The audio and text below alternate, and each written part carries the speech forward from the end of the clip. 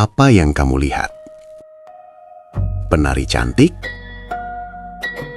Atau monster yang sedang lapar? Dalam naskah Ronggeng 7 Kalasirna, Ronggeng bukanlah seniman. Ia adalah simbol dari 7 nafsu yang menari-nari di kepala manusia.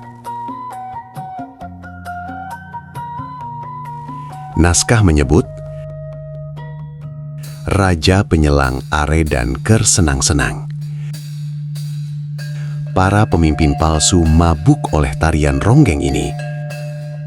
Gila harta, gila hormat, gila viral. Dan kita ikut menepuk gendang, memuja mereka yang menindas kita.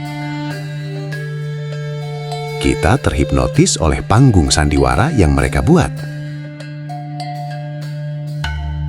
Sadarlah.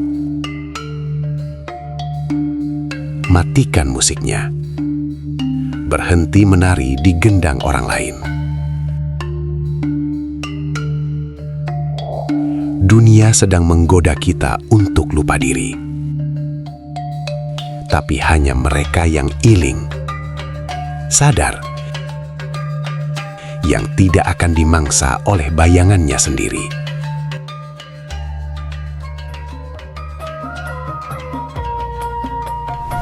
Jejak Pajajaran. Selanjutnya, kita akan bedah isi naskahnya baris demi baris.